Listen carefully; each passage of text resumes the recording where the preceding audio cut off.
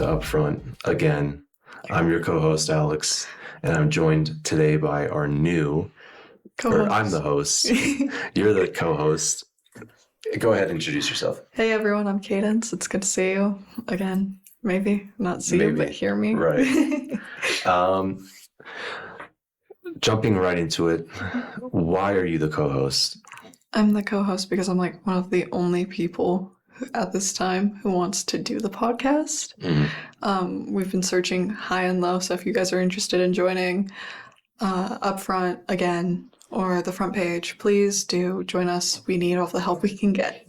Right. So introduce yourself to the listeners. yeah, sure. Well, my name's Kadence. I'm 18. I like reading. I like writing. I'm currently studying criminal justice, but that may be switching again within the next semester. So we'll see. Okay. One fun fact about you that most people do not know. I'm Hawaiian. But when you look at me, you think I'm probably just another basic white girl. Right. So, I don't know. You see me daily, Alex. Yeah. Maybe another fun fact. I feel like being Hawaiian, like, cool, but like, there's probably something that no one really knows. Probably something. Oh, I don't know.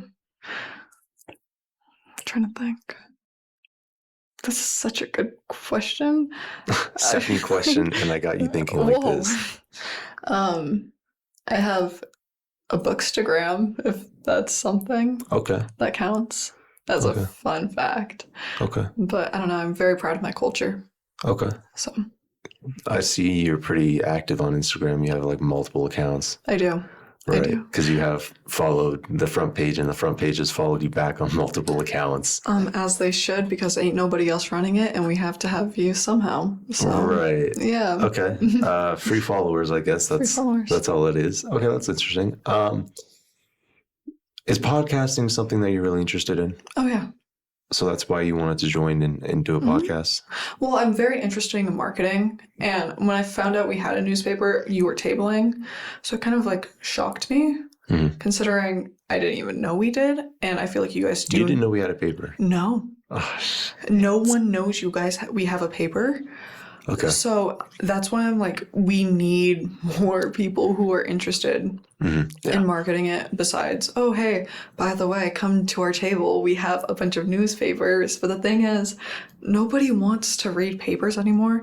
Everything's on their phone. And I didn't even know we had a blog, which you knew about. Yeah. Because I did tell you, I was like, where's the paper at? Like, where's it at? Yeah. So it took me a minute to find it, but eventually we did, and we're good. Right. That is our goal, is to try to get people to know that we have a newspaper. I think one of the funniest things is that if you actually go onto our YouTube page, it's our pinned video at the top is, do people know that we have a paper?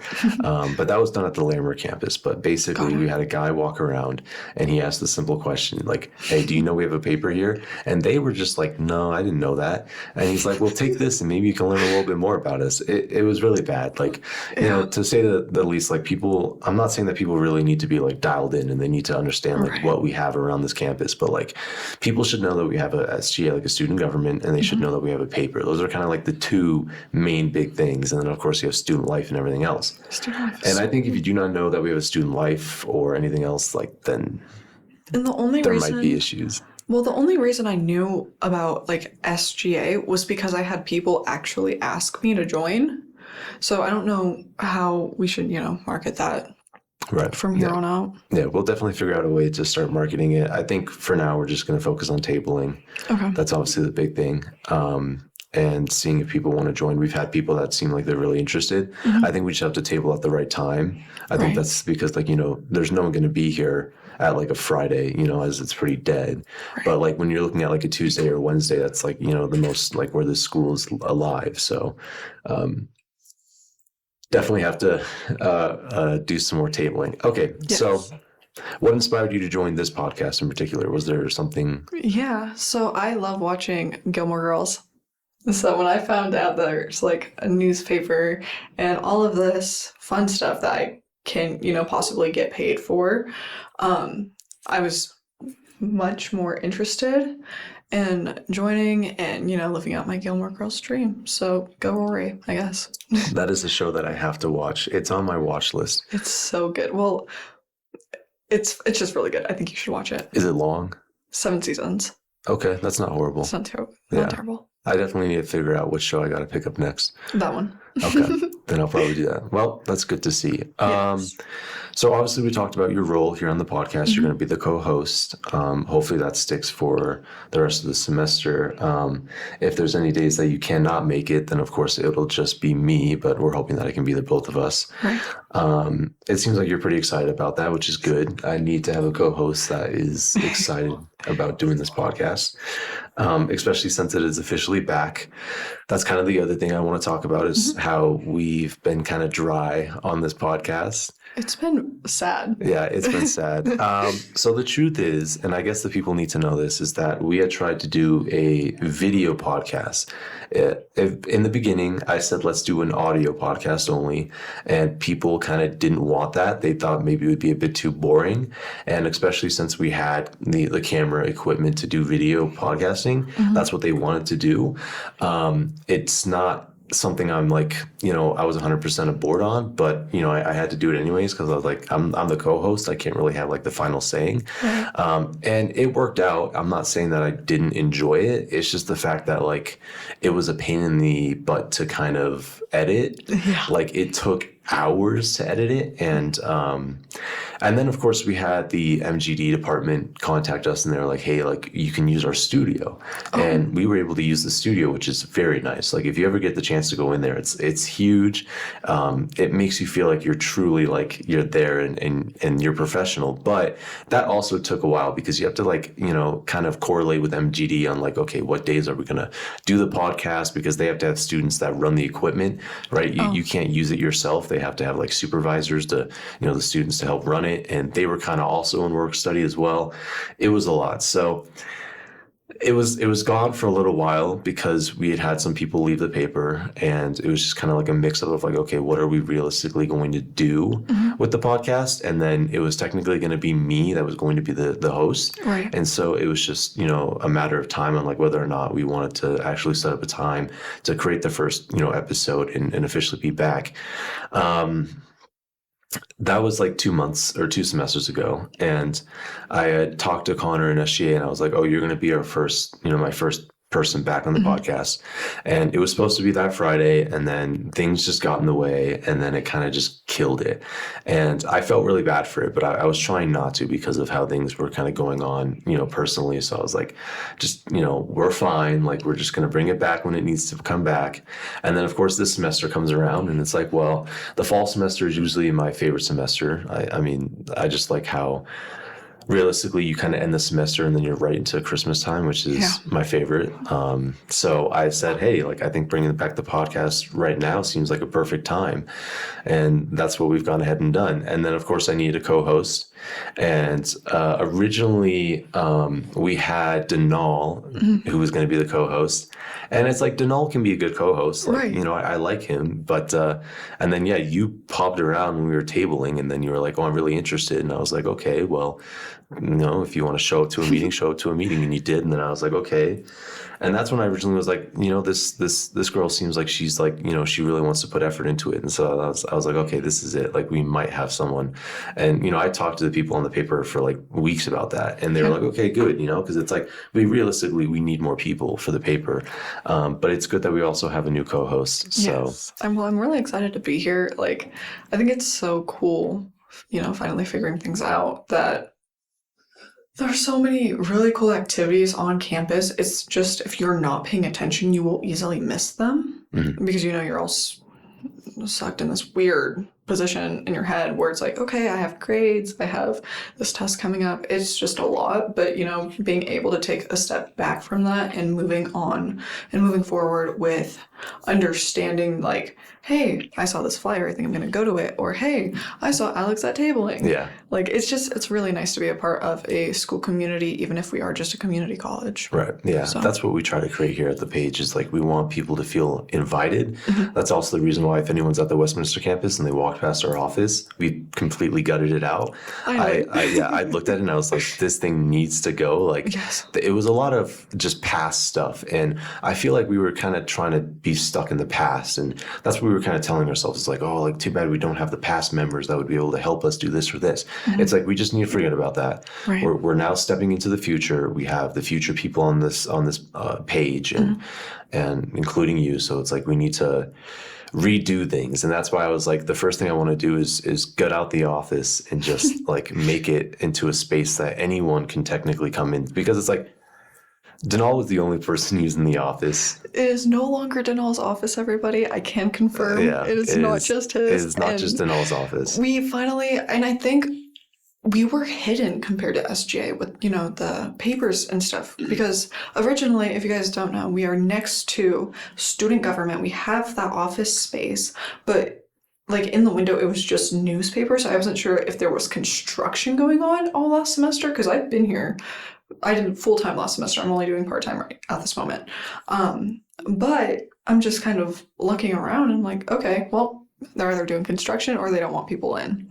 So that's kind of, I'm so happy we took those newspapers down. It was so bad. Yeah, I kind of said that during our meeting. I was like, those are papers that are pretty old. Right. It's like, especially since we had one of them up that said, like, hey, like, we're officially moving from paper to digital. And it's like, it's 2025. Like, I think come on, everyone. Figured it out. Yeah, I think everyone should know that. Yeah. So that's kind of the whole gist of it. We were doing a little construction just because our door in the office was like stuck. It wasn't moving properly, and some guy like came in and fixed that. It was really funny. He had saw me like messing with the door. I was trying to get in the office. And I'm like, this shit's stuck, and he's sitting outside of the office, and he looked at me and he was like, oh, remind me tomorrow. I'm gonna come over and I'm gonna fix that door. I was like, I'm not going to remind you, but hey, if you want to come over and do it, sure. And then I came in the office the next day and let the door. I don't know if you saw it. We had cleaned it up. It was greasy. It had like finger marks. It looked like someone had possessed the door. And I had to clean that up, but at least the door was fixed and it worked. So we're just trying to make the office a bit more of a place that people can come and hang out and do work that's needed. If you guys don't know, you had to lift the office door off the ground to get in because it was jammed. We thought we were like sanding the bottom of the office door from the carpet. Like there was wood chips, and it was I don't know how it happened. But you got mad at me over the nail? Yeah, the nail. Yeah, the nail was another thing, but that's another story. It's another story. That's another story. But no, so the office, we're doing that. The next thing on the list, and this is more or less, we just want to get the people to know you. Right. Describe yourself in 3 words. 3 words? Okay. Well, I won't say that. I'm already messing up, guys. Loyal, honest, and bookworm, I guess. That's 3. Right? Yeah, okay, that works. Period. All right. Moving along from the intro questions for our new co-host, we're now going to move on to a little bit of some fun questions that I have written down, just so we can still get to know you. If you could time travel, what year would you go to and why? 1968. That is very specific. Tell me more about that. Okay, so my favorite movie and favorite book is The Outsiders, and it takes time around 1967 through 1968, and it's about a bunch of boys who don't fit in with societal expectations, and on the other side there's the socias, and they're very posh, very prim, going to graduations and barbecues, but because these boys come from poverty, they can't step up and do what they have to do. So they really only take care of each other. The main character, his name's Ponyboy. He is very alone, but he's not alone, which is so significant to this story because he has an entire physical family. His parents have died. It sucks, but he has over 6 different brothers from a brotherhood, 3 of which are his own. And he's very, he's just alone. And I mean, I get that feeling deeply because, I don't know, the movie's been out for 40 years. If you haven't seen it already, I'm going to spoil it, so skip past this. But he loses two of his best friends, and by the end, it's just like a full circle moment. But if I could go back, I would just go to the diner. I would go to the drive-in. I would, I'd probably fall underneath with, the guys. And that's not me trying to be like, oh, well, pick me, pick me. No, it's literally just So you their like that emotions. aesthetic, the diner, the drive-ins? I do. I'm in love with it. I don't know. Okay. One of my favorite like artists of all time is Elvis Presley. So Okay. yeah. I'm not a big Elvis Presley guy. Ooh, I'll tell you, my favorite artist of all time is Frank Sinatra. okay. And so I know he kind of had a little bit here and there with Elvis Presley.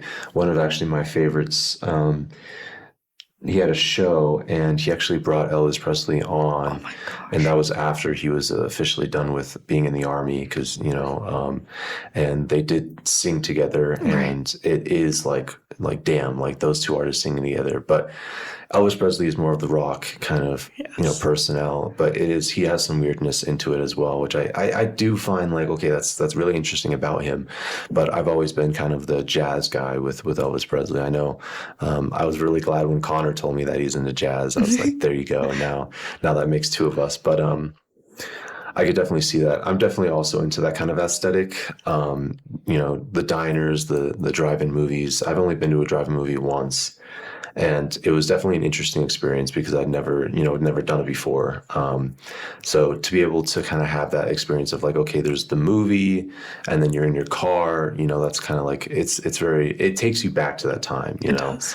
It was kind of like a moment where it's like no technology, nothing else, just try to like focus on the moment, because I think we're all kind of glued into our phones these days. And it's like, if I were to ask people like, oh, do you want to go to a drive-in movie? They're just kind of like, oh, I could just watch it at home at my couch. And it's like, well, where's the fun in that when you can go out and experience it, And it's either that or it's like they want to take Instagram pictures and it ruins the entire experience because like you're just supposed to live. Yeah, free. Exactly. I don't know. And the other thing was kind of, it popped in my mind the other day, but it's like, I don't want to say like the generations to come is kind of like screwed a little bit, but the fact that like I will go into a supermarket and then I do see a kid, he's holding the iPad, Coco Melon's playing. It's kind of like, I get it, but like at the same time, like, don't be that kind of, like, there's other ways I feel like, we can kind of like teach these kids to grow up and stuff like that. I refuse. When I become a mother someday, I absolutely refuse to allow my kid to have a phone before they're like in middle school. Yes, yeah. Because I grew up without won't say didn't grow up without a phone because I played on my grandma's phone, I played on my mom's, but it was very much like, okay, you have 30 minutes and then give me my phone back. Yeah. So screen time is very important. Screen time is definitely huge. I didn't necessarily grow up with a phone. I mean, my mom had like the original iPhone 3 and then she had upgraded her phone to like the iPhone 5 at that time. And so she had gave me the iPhone 3 and she was like, okay, you can kind of play around with it. But it was basically like, it was like an iPod at that time. I couldn't call, I couldn't text. I could only realistically download games and do that. And even then I was like, I only had a select time that I was able to use that. And then I guess I kind of got lucky and I got a phone when I was in elementary school, but that was like 5th grade. I'm kind of like, that's the moment where I think my parents were kind of like, okay, you're heading into middle school. You're going to be kind of, going by yourself. We're not going to be driving you to the school. You're either riding your bike or you're walking there. So it's more or less the communication side of things, which I kind of agree with, but I feel like maybe there's a way that we can kind of get around that. Maybe there's like another device that could help with the communication side of things. But I think at the end of the day, it's like, the screen time and the stuff like that, there's a moment where I feel like we just need to get off of that and we need to figure out that, okay, we actually have a world to live. And Instagram is definitely a huge thing. That's why I kind of stopped posting because I have 2 accounts as well. One of them is just for my photography and then another one's just for my main account. And the only reason why I made my main account is because I wasn't going to post like photos of me on my photography. It's like the photography work is a totally separate thing. So on my main account, I start posting and then I'm realizing like, oh, do I want to start posting like daily? Is this like, I need to show people what I'm doing during my life? Or it's like, no, I'm just going to take times, if there's something that happened like last week, sure, I might post it, but then like months will go by and I don't post and I'm fine with that. I don't need to be the complete guy that just keeps on posting. My brother doesn't even have an Instagram account. I mean, he has one, but it's for his art that he does. He's just an artist. So again, I'm pretty, glad that we're not, for our family, we're not like totally tied into, I know my mom's a huge Facebook person. Oh but gosh, the Facebook quotes. You know what? I'm like, I kind of accepted that. She had started getting into Facebook. You know what? She was a huge hater of Facebook when I was like probably like 10 or 11. I would always be like, Mom, like people talk about Facebook a lot. And she was like, fuck, like get Facebook out of it. Like, sorry for my words, but like I have to say that because it doesn't piss me off, but it's like she had this word and she was like, I'm not ever going on Facebook. It's for the old people. And then like years would go past by and she would never get onto it. And then I'm like 14 or 15. And then finally she gets on Facebook. And it's like, okay, she did it. She got on Facebook because she wants to connect with her friends. I'm fine with that. No, it's a lot more than just connecting with friends now. And I'm kind of like, Mom, you got to take a step back. Live, laugh, love. Like, exactly. We were talking about that. But there is times, like even when I went out to see her, there's times where like she was kind of on Facebook and it's like, Mom, like I'm out to see you. And then she would be like, okay, I understand. And I think the last time I went out to see her, like she was really good with it. But that was because like I was going to live with her out there. And then I had flipped the script and I was like, no, I'm going to come back to Colorado because like, she lives in Pittsburgh and it's like, I want to give it a chance, Right. like when I'd gone out to see her for Thanksgiving, like I really enjoyed it and it really like changed my mind. And I was like, maybe I could go to college out there. And that's what I was thinking of doing. I'm back at FRCC. You can obviously see things have changed. But it was one of those moments that I still have probably for me for the rest of my life. It's like we go out to get breakfast, right? And we're just sitting there and we're talking for hours, like no phones, nothing. It's just a real connection. It feels good. It does feel good. And that's what I enjoy. But I feel like these days, it's a bit tough because kids are just kind of glued into the phones and we kind of have to fix that. But kind of going back to the question we have, we're time traveling. I know obviously for me, I'd probably pick the 1960s. It's just that kind of era where it's like, we're connected with these people. We don't have phones. We don't really have technology, and music is really the big thing that drives us. And that's why I'm so much into Frank Sinatra, is because his music kind of drives me. And it's more or less, he talks about the realism in his music. Like most of his stuff, it is quite sad just because that's what he had dealt with. I mean, when you are such a big artist like him at that time, and then you have all the girls coming after you, it's like, you're going to have a few dates or you're going to get married and then you're going to break up. And it's like, you're going to kind of have that feeling of like, I need to write a whole album about it. But it's the way that when you take a look at his lyrics, it's like, it's really deep. And they're sad, but we don't sing about it anymore, is because we kind of sing about the things.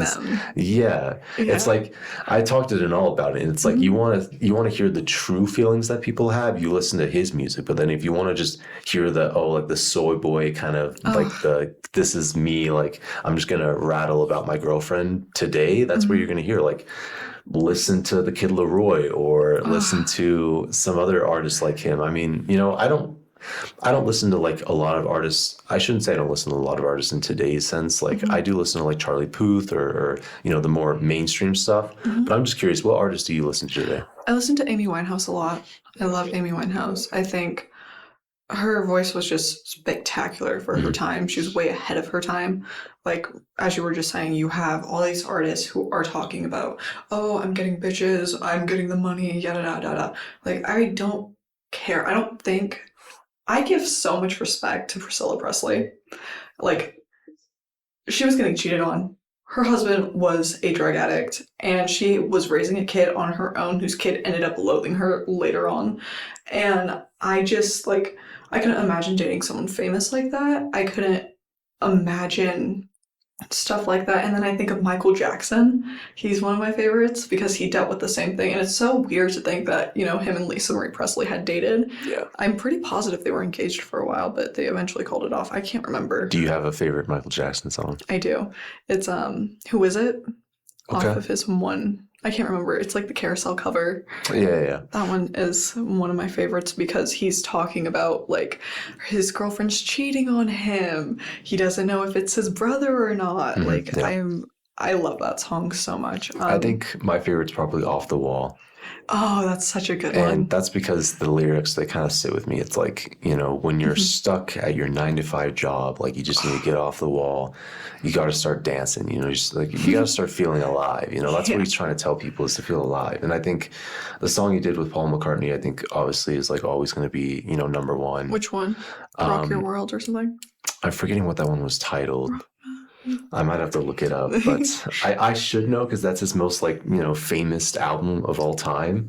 It's not Um, smooth. Or no, it's Bad. I was thinking about Bad. No, Sorry. that's off of his Thriller album. Oh, that's Yeah, Thriller? so we have Wanna Be Starting Something, and then we have Baby Be Mine, and then we get into The Girl Is Mine with Paul McCartney. And Oh, The Girl Is Mine is a really good one because it's that like is a a good one. battle between like this girl's mine, no, this girl's mine.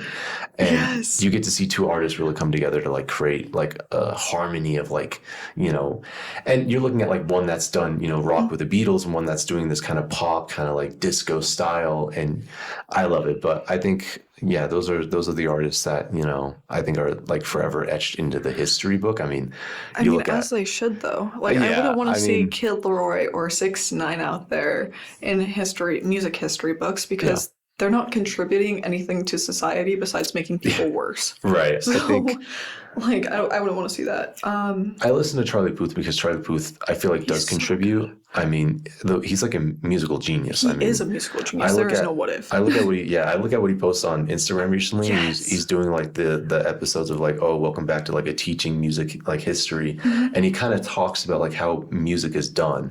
And one of my favorite songs is "Everybody Wants to Rule the World." I mean, Tears for Fears.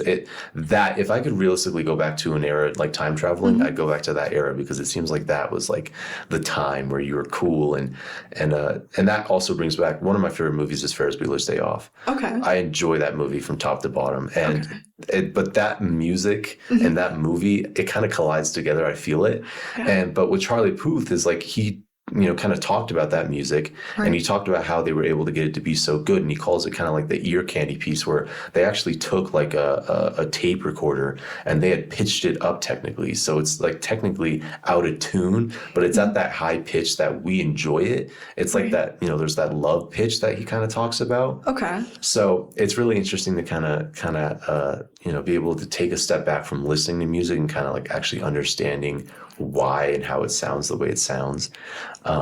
So I definitely enjoy it. But I was also going to say Mhm. maybe, I don't know, but I know a lot of girls are into Taylor Swift. Is that something? I do like Taylor Swift. She is like extremely smart. I don't necessarily agree with how some of her fans go about things. Mhm. I'm like, yes, I'm a Swiftie, but I'm not a Swiftie to the point I know your address if you said something wrong about my queen online. So you're probably one of the people that got excited when she was engaged. I posted it on my story for 2 days straight. Oh my God, here we Well, go. here's the thing. Like, I grew up listening to her Speak Now album, her Fearless album, and all she talks about is wanting to be loved the way she loves someone. And when you're a girl and you live in a generation, because, unfortunately, from the ever since social media got involved, we have seen so many different people like lose themselves to be someone that they're not online. So over time, it's like relationships are being posted just to be posted, just to be included.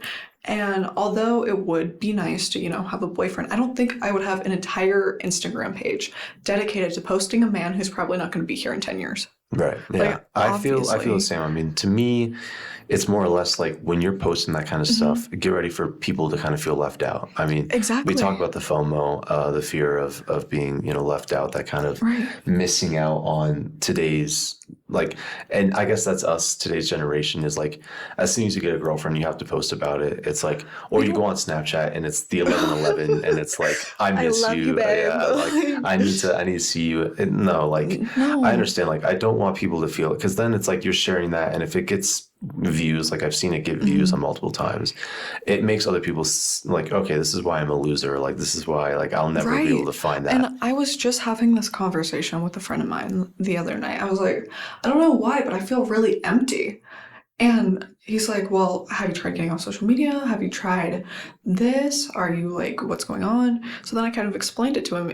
And unfortunately, there's nothing he can do. There's nothing Right, yeah. I can do because it's that FOMO that we have. So seeing Taylor Swift go from like 2 decades of writing love songs, wanting to be loved the way she's loved by Travis now is like, my heart. Right. I'm so happy for her. I think we should be because, you know, it seems like she's had quite the history. She has. And I mean, I feel so bad for her because it wasn't like, it's not out of pity. It's just she couldn't find someone who truly deeply cared about her for the longest time. Right. So when she finally had her, you know, all high school moment, Aristotle boy, hello, it was like, wow, congratulations. I'm so happy for to you. To be able to find Travis Kelce, I mean, obviously he's a big name himself, but I honestly, I don't know anything about football, which is so weird because the next 2 articles, sneak peek, are about football. right. But I genuinely have no idea. So Football is not something that you need to know. It's just the fact that like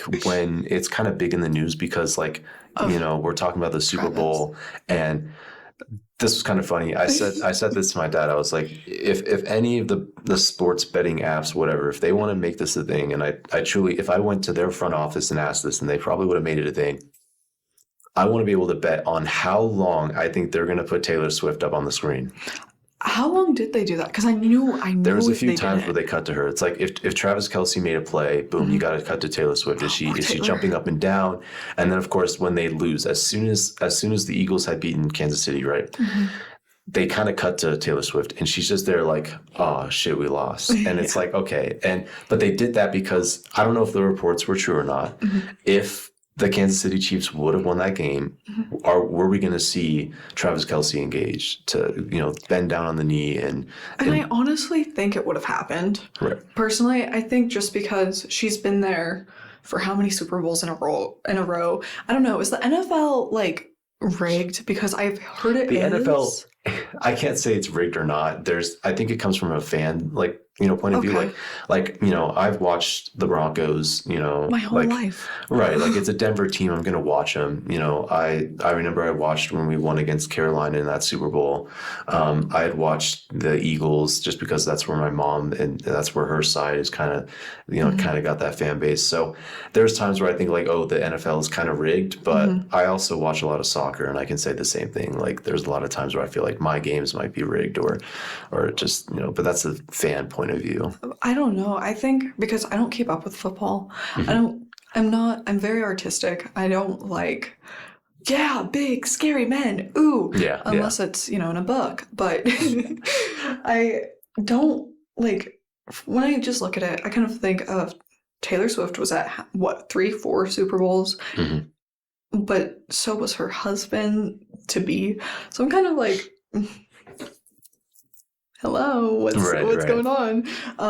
And although I am extremely happy for her, if the NFL is rigged like that, that's not fair at all because you have people like this is someone's dream and you're snatching away because Taylor Swift just happens to be at a game. Right. I think Taylor Swift would agree with that. Yeah. And I think the funny thing is like when I first had heard about it, it's like people were kind of true. Like Taylor Swift kind of needed a big boy to kind of step in her life and, you know, kind of shield her. And it's like, okay. She didn't need that. She's very independent. I can see it. I can see it. Like, I don't know if you've ever listened to any of her music. Like, yeah. I was about to say, I'm not like a big Taylor Swift person. Yeah. But like when I was a kid, like don't get me wrong, I was bopping a few songs. I think Shake It Off will probably like, I do remember seeing the music video and thinking like, okay, this is kind of catchy. And then I had another one that I secretly like, I want to say I enjoy it, but I don't want to tell people because it's like, then people think I'm weird if I Is it Love Story? It's not, no. It comes off of her 1989 album. Oh. And I do like that album. I think it is a good album. Like I like pop, you know, don't get me wrong, I like pop. And so Blank Space is that song that I listen to. And it's like, it does have that pop feeling that I enjoy.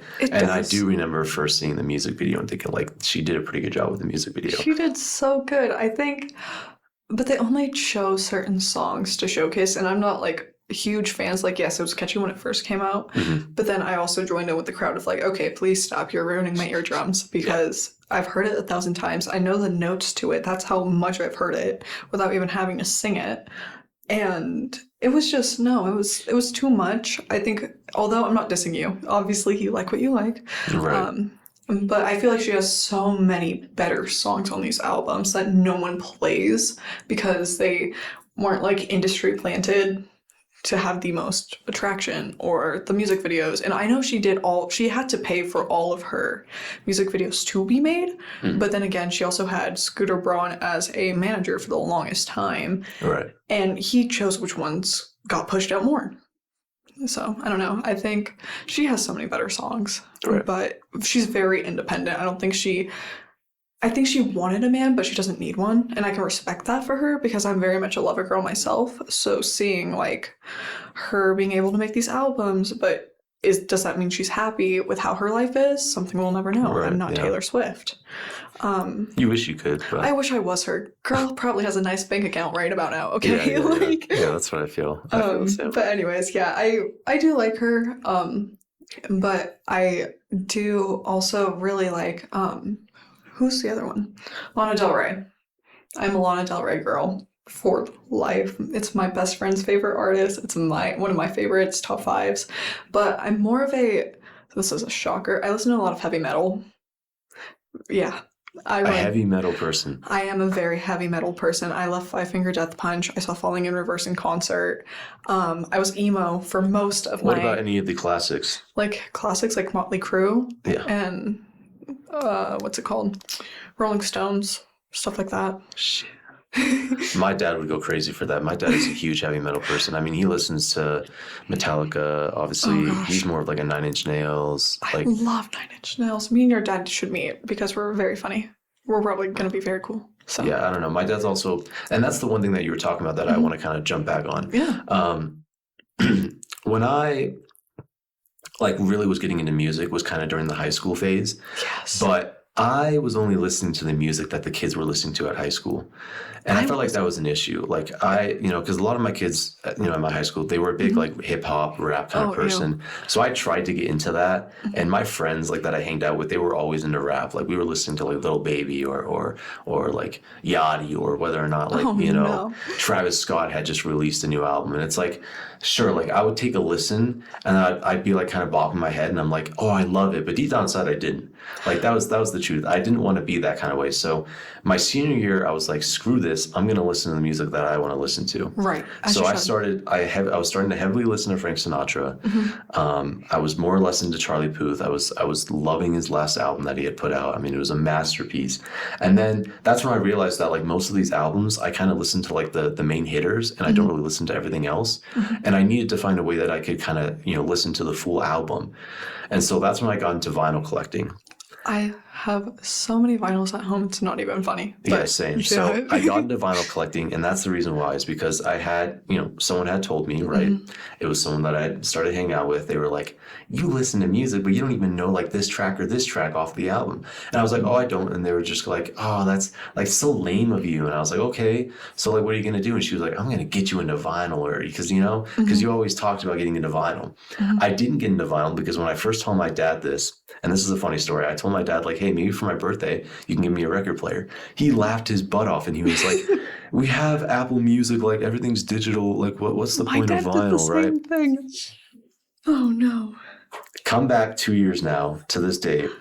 My dad probably owns maybe a bit more vinyl than I do. And he laughs at me. He's like, well, because I didn't know how cool it was. And that the fact that most of the songs and artists that I listen to, some of their stuff isn't on Apple Music.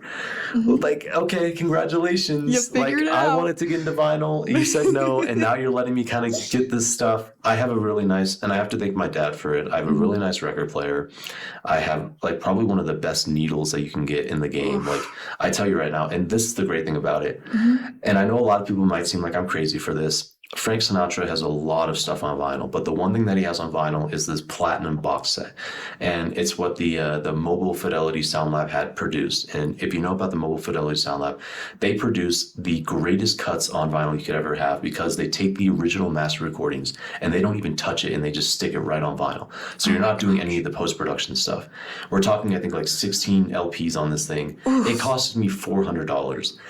It was so worth it though, because being able to listen to it on my vinyl player, it sounded like the guy was right there in my room. It was it was spectacular. But the way that I get to now listen to this music, and it's not like I can press, skip, unless I want to go up there and I want to take the needle off of the record player and switch the song. No, like I'm dialed in and I'm listening to the full album front to back because I need to do that. I can't just listen to the hits on these albums. Right. So that's kind of the thing is like, I'm glad that I got into vinyl because it got me to listen to more or less like the full albums. I love my vinyl player because I also got one for Christmas one year. I don't own a lot of vinyls just because they are expensive and I don't want to ruin my needle getting some that are thrifted. I've heard a lot of terrible stories about getting thrifted vinyls and it totally messes with their needle, and you just have to be able to clean the vinyls correctly. I mean, I kind of feel what you're saying. Mm-hmm. I thrift a lot of my vinyls. I go to Boulder. One of my favorite stores to go to is Paradise Founds. Okay. And I've heard of it.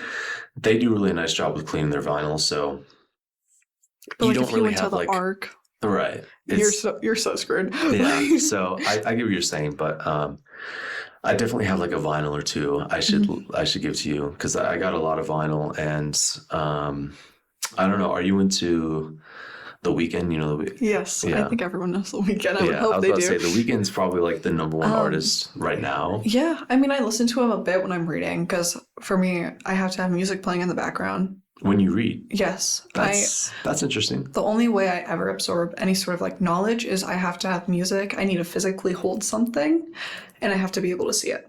So that's why I tend to read a lot. It helps me understand. Right. But I struggle so hard in math because I can't just hold the numbers. I can hold a book page. I mean, I feel like I'm the exact opposite. Music, and I talked to this with Connor on our first episode, Really? but like listening to music while reading is kind of a difficult thing for me. Like unless it's like background noise, like white noise or whatever, I could be fine with it. I'm just saying, like to me, and going back to the high school days, like, everyone in the classroom had AirPods. They were listening to hip hop rap while trying to do their work. And it's like, I couldn't do that. Like, I find it difficult to be able to do that. I don't know. Back to the high school thing. I feel like I've always been very authentic with myself and my appearance, which is why I had a half-shaved head in middle school. I had teal hair. I didn't know how to apply makeup. It was really bad. But at the same time, was I happy with it? Yeah. As long as you were happy, I feel like that's where it needs to be at. And that's where like my love for music and listening to it came into play because you have these people listening to Taylor Swift, Tate McRae, Madison Beer, or Lil Yachty, 6ix9ine, and all of these random people I personally just do not give a shit about. Yeah. I mean, even today, I still listen. Like I have an artist or two that I'll be fine with. Like right. I listen to Kendrick Lamar. He's obviously really good at what he does. I mean, again, another musical genius. And then I do listen to Drake, and I know a lot of people might have mixed feelings for that, but Drake, I feel like he just brings that vibe out. Like I like Drake in the early 2000s. I don't like his newer stuff. His newer stuff is okay, but I'm more or less like the 2010s, the 2015s, like Controlla. Oh no. No, I'm like Rihanna days. Take Care. Like those one. That was the day because. The reason I mentioned this is because that was how I figured out on how to study correctly. I was listening to, it depends on whatever song I'm listening to when I'm learning. So I put it on when I'm studying, and as long as I hear the lyrics, I remember, I see it in my head. I remember what I just learned. So that's kind of like why and how I learned how to study was through music. And a lot of people were like, oh, that's bullshit. You can't do that. But at the same time, I was also a theater kid who learned by music from the ages of 4 up until now. Right. I was not a theater kid. And I can understand that a lot of people need to figure out their ways on how to get their studying habit. I was not a theater kid, but I was a choir kid. Ooh. I did enjoy choir. I did that all the way. I did choir in middle school, and I did it all the way up until probably like my sophomore year of high school. And then COVID hit, and it killed it off. It's like either we have to sing with mask on, or if you want to join choir class, we're not going to be inside the building. We're going to be outside in the senior parking lot trying to sing. Oh, and it's like, and we only had 2 other kids, like we had a pretty good group. Like my freshman year, we had like 8 or 9 students. Great. But then you get into like your sophomore year, there was only 2 kids for men's choir. We all fell off. It sucked. But I just always enjoyed the music side of things. And it's great to see that you also, I mean, you're kind of like me. You have such a very diverse, like, music taste. I Like, do. you go from heavy metal to Taylor Swift. Like, I also love Eminem. If we're talking about rappers, he's the only this is where rapper. it just gets bizarre. It's like, we're talking about Taylor Swift, and now you go into heavy metal, and then you go into Eminem. Eminem is the only rapper I will listen to. Well, besides like Tupac, Biggie. Oh my God. Yeah, This is so insane. like anywhere Listen from to this. 1960s all the way up until like 2009. Yeah. That's my entire range. So you can mention literally anybody. I listen to Do sorry, you like the older style kind Yes. of rap? Yes. I miss when they used to tell stories instead of just telling me what they did Friday night. That's you know what? If you were to say that to my brother, he'd be in tears right now. My brother tries to, and the thing is, and I don't realistically like it. It's kind of a tick for me. Okay. But it's like whenever I'm, because I'm the only one that has a car. My brother doesn't have a car yet. Darn. And yeah, but he lives kind of like near the edge of like, he lives in Wheat Ridge, so it's like he can just kind of walk to these places that he needs to walk to or Uber to these places. But whenever we're hanging out, whenever he comes over during the weekend and we're hanging out, right, I'm always the one that has to drive us to these places, whether it's the mall or we're gonna go get lunch or whatever. And I want to be able to listen to the music that I want to listen to, but since he's the passenger, right, he always messes with the radio, and and then of course, like, I had just gotten a new stereo unit in my car, so now we can hook our phones up, and it's like, I try to tell him, like, I know, it's like, don't hook up your Spotify. Not yet. Wait. He hooks it up, and now it's like I don't get a choice on what the music is, but he tries to get me to listen to the old, like, hip hop and rap, and I enjoy it. It's really good. Like, we're listening to this music, and it's like, holy, like, I need to get this on vinyl. What's your thoughts on the Slim Shady LP? It's incredible. Thank you. I'm an Eminem enjoyer. I try to, and I tell my brother this, and he disagrees. I looked at him and I said, okay, tell me, we're in the 2000s, right? Give me the best song you think from the 2000s. And he gives me some, like, oh, I think this is good. And it's some artist I've never even heard about. I tell him the top two for me, right? We're looking at Stand from Eminem, because I think it is the greatest song that I've ever heard. If you want to know a story, a true story told in music, listen to that song right away. He made a whole documentary on it. Yes. And I got to go see it, and it was phenomenal. The 8 Mile? No, it was Stan. Oh, The Stand. Talking about the process to writing Stan because of how unbelievably good it is. I need to see that immediately. Well, the thing was, it was in theaters for limited times, and it happened in August. Damn, maybe they have it, like... Check YouTube. I might have to check YouTube. Because... I know I'd originally watched 8 Mile, and watching 8 Mile was so good. It is so good. But to see the that. background on how Eminem was built, it's like... I thought it was a black guy. Exactly, yeah. Well, I know, and that's what people say, but it's like, the only real black guy that was helping out was Dr. Dre. Yeah. Because he was... Well, I mean, I think Snoop Dogg had heard him too. Right, yeah. I think so. But there was like a word had gotten out about like this kid. The mixtape. And they were like, okay, like, who is this guy? But it's a white guy that walks in the studio. And everyone's like, oh, great. Right, another dude in a yellow jumpsuit. I remember I was watching an old documentary and Dr. Dre was talking about this, and it still sticks with me. He was like, Eminem had walked in the studio one day, and I tell Eminem, okay, I have a few things I've whipped up. Like, let me show you this. And he plays him a little sample of something he was whipping up. Eminem hops straight in the studio, and he just puts the most like genius verse out there, like the most legendary verse you could ever hear. And Dre's like, I stopped it right there. I was like, get my mic, like, get my headset on. We're recording this right now, because that's how good he was. And like, that's how it came to life. That's how Slim Shady I love it. You know what? This is crazy. Having so much on a music taste is good.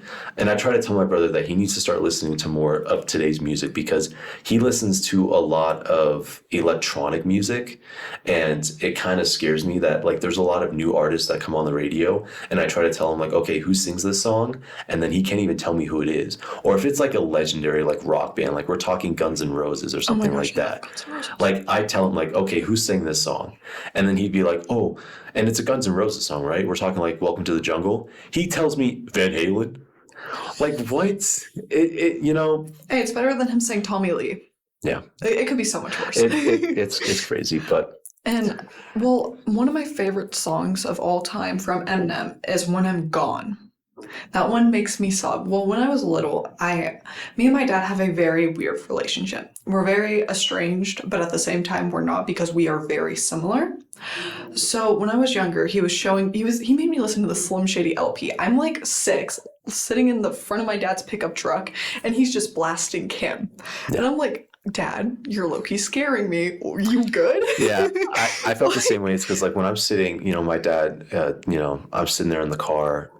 I'm listening to heavy metal. We're listening like Metallica. We're listening to Nine Inch Nails, Perfect Circle. I mean, like I kid you not, it's like, and there was a lot of times where like, because I grew up playing soccer, and so he's like, oh, you got to listen to this album to get you ready for game day. I'm like, oh, like a good album, and then he puts on Metallica, and it's like, okay, buddy. like that's not my music yet. I mean, I appreciate it. Like, I don't get me wrong. Like those artists are really good. Well, and the thing is, my dad started singing When I'm Gone. And I started crying. And we were supposed to go to the Elvis Theater when it was still around. So he's like, Kadence, fix your face. I was like, okay, I'm trying. I think one of my favorites from him is Mockingbird. Yeah, that's from Kurt and Cole too. Yeah, and that one's a deep one. Have you listened to When I'm Gone? Yeah. Okay. But I feel like I might take Mockingbird over that. I don't know, something about that kind of like... Mom's gonna buy you Mockingbird, like because my mom used to sing that to me a lot when I was a kid. Yeah. So it's kind of like that feeling of like, okay, that's what he was dealing with. Yeah. So well, he's like one of the only, and I say this with all due respect to the future SoundCloud rappers listening, he is going to be the only white guy to ever do black music correctly. Yeah, only white guy. Well, I don't think we'll have anyone that ever attempts it. They will never get close to what he was able to do. Look at Machine Gun Kelly. Switched entire genres. Machine Gun Kelly is a special case. Yeah, I don't. You know what? Machine Gun Kelly is like another story. You're looking at a guy that like Megan Fox, and then that's a huge story. And now they're not even together anymore, which is so sad because I love fumbled Megan that Fox. Big time. Dude, Megan fumbled Fox that big time. Is now. See, I'm a chick. All right, I'm a straight Christian chick. All right, I say this with the most utter respect. Mm-hmm. Megan Fox and Angelina Jolie, 2 damn bitches at the same damn time. Yeah. Okay, that's what I want. Mm-hmm. Yeah, I mean, I just remember like my dad. He's like, okay, like we're gonna watch a movie, right? The Transformers. We watched Transformers, and this was kind of funny because back when I had my friends in high school, right? Like they had come over to my house and we're all hanging out. And I'm like, guys, like my dad just got this new sound system. I got the movie that we're going to play. So full blast, we're watching Transformers. And my favorite part is seeing Megan Fox appear for the first time. But I think the ultimate, right? Yes. Is when he's driving in the car and the car starts to play Baby Come Back. One of my favorite songs of all time by Player, but it's incredible. I love it. And he's like, get back in, get back in. He's like, I didn't mean it. And then the car breaks down. She's like, oh, I've been working on cars a long time. And then he's over here trying to flex like, oh, I put in the new like thing. He's trying to flex his art. It's incredible. But I think that just shows like, she's so smart. She is smart. She's really, but the way on how she captures that image of like that sexy girl from the 2000s. It's like, don't get me wrong. Like we all have our preferences on like, we look at it. It's like, hear me out. Like, you could talk about Megan Fox or you could talk about the new actors today. Isn't it Sydney Sweeney? Sydney Sweeney. I mean, talking about Sydney Sweeney. Good genes. Yeah. Good. I loved the movie that she did with Gwen Powell on, I forget, it was like the... Anyone But You. Yeah, Anyone But You. Yes. I enjoyed that movie, and people can kill me for that, okay? I don't care if it's a girl's movie. Screw that. I loved it. There's no gender norms when it comes to movies. Right. My Megan Fox moment was Teenage Mutant Ninja Turtles, the 2013 version, or was it 2014? Anyways, my dad had took me to go see it because I was obsessed with Teenage Mutant Ninja Turtles as a kid. I'm the eldest of 5 siblings. So I have mainly 3 boys, and then there's 2 other girls. We all loved Teenage Mutant Ninja Turtles as a kid. So when you had quite the family. Oh, it's a very special case. Right, damn. So, but both of my little siblings, my sisters, were tomboys. I was the only like princess, yay, look at me, sibling. Like that was me. But I always loved April O'Neil. So when I saw Megan Fox take on that role, I was like, am I gay? Right. The thing that I say, and people don't understand it. And actually, I have a really good book that I might have to give to you. Yes. It's a book that is just it's kind of a history of like all the old actors and like some of the great old actors, but the good looking old actors. Okay. The one oldest kind of actor that I'm deeply like, if I see a picture of her, it's like, I know who she is. Like, I have that kind of feeling for her. Ava Gardner. Have you ever heard of Ava Gardner? No, let me look up a picture real fast. So and the only reason why I figured her out is because obviously I'm a huge Frank Sinatra guy. Frank Sinatra was deeply in love with Ava Gardner. And he literally got with Ava Gardner while he was still married to Nancy Sinatra. And they had like an affair. But Ava Gardner, I could see why. Because Ava Gardner, she at that kind of age, I kid you not, she looked like a model. Like she didn't need no like Adriana Lima kind of thing. Yeah, like she needed no makeup, and she would still look very good. Wow. Like she was that good. But the girl's dream right there. Right. So I don't know. Enough with the actors. Enough with the music. The music is a good thing. We could talk about it for like hours. We could still keep going. My mother's calling me. That's how you. Right. Okay. We're gonna try to wrap it up as quick as we can. We already kind of talked about celebrities.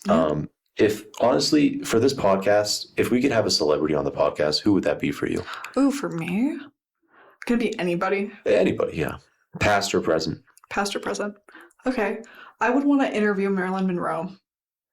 Yes. Yes. Yes. I have so many questions about her affair with JFK. Well, I have this. How does she go with a guy like Doja Maggio? I don't get it. I have this book called 11/22/63 by Stephen King, and I have yet to read it, but the premise is talking about like what JFK was actually doing, and Marilyn Monroe is mentioned in it so much. Have you seen the Marilyn Monroe Blonde on Netflix? I hate it. If there's any movie I hate in this world, it's that one. I watched it from front to beginning, and I think afterwards I was in my room and I was like, "What what did I just watch?" It's terrible. It's terrible, but it's also very deep. It's very deep, but it's inaccurate.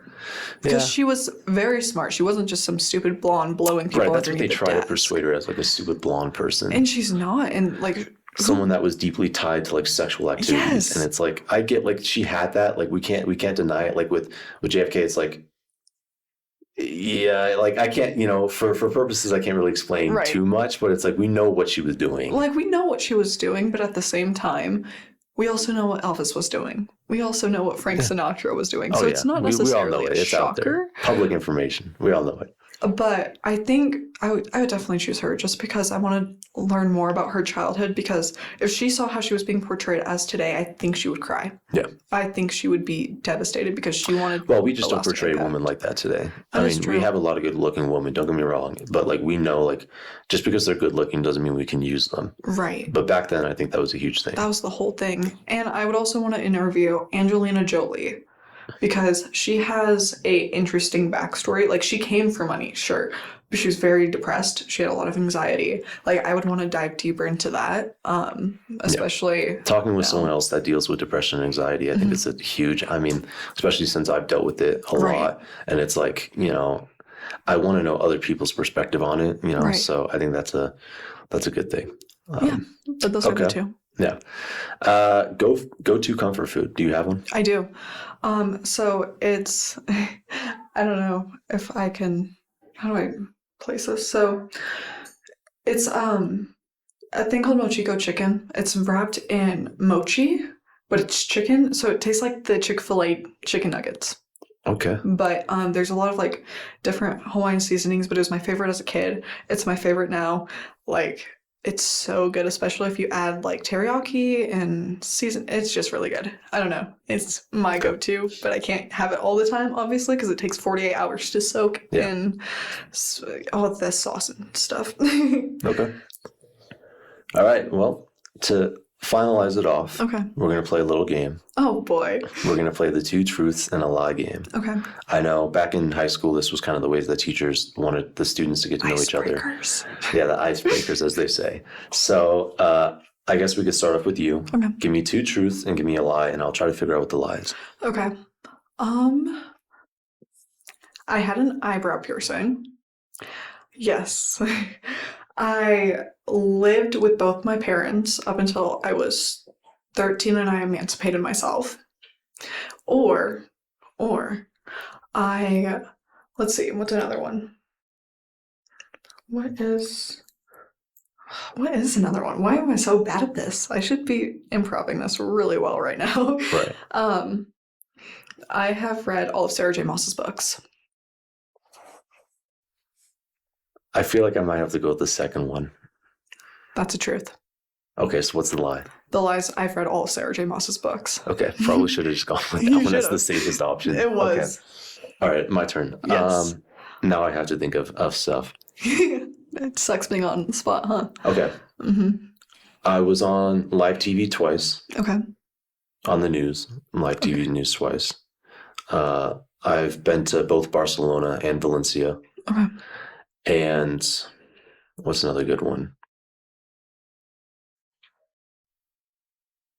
Trying to think. A lot has happened in my life, as you can tell. I finished high school early. You finished high school early. Is that the truth or a lie? Is that a lie? That is a lie, yes. Yes, look at me. I didn't know what else to pick for a lie. I'm trying to think of like what else that I could possibly have done. But yes, I've been to Barcelona and Valencia. That was a trip. And then I was on live TV twice. I figured as much. I mean, The first time was kind of it's like a moment that I kind of forget about sometimes, but we actually had, back in elementary school, we had the news station come down and they were like, oh, we want you to be on live TV because we were talking about like disabled people. And I was actually... Why? Well, it's not a funny thing to laugh at. I'm not laughing at that, but you're not disabled, so why wouldn't they pick someone else? I was on there because I was helping a girl in my class. Oh, okay. And that's why they wanted me on there, because it was such a good deed.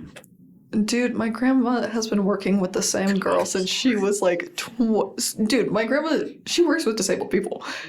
So 28 years of her life has been dedicated to taking care of one person. Right. So that's why I'm like... Well, good for you. Good job, kid. At least you're a good person. It could be worse. All right. All right. It is an hour of us just talking. You know what? It has been that long, but I feel like we should probably wrap it up. All right. If people have not seen our first episode, they should check it out. Watch it. It's really good. We also have, we have the newsletter that just came out. We have some very great articles. You just wrote one. I wrote one. Sean has wrote one. He's done some pretty good ones. And it comes out every Tuesday. Yeah. So thanks for being on the podcast, guys. Don't forget, she's going to be a regular here because she is now the new co-host. I am. Of course, I'm the host. I'm telling you right now, we are going to have such a great semester. Dude, this is going to be so fun. I'm just so get excited. ready for the winter season, because the winter season comes around, and that is my favorite time of the year. So we're going to make things very special. Yes, it has to be for this podcast. That's going to do it. Thank you guys for joining us on Upfront, and we'll see you on the next one. Bye. Yeah.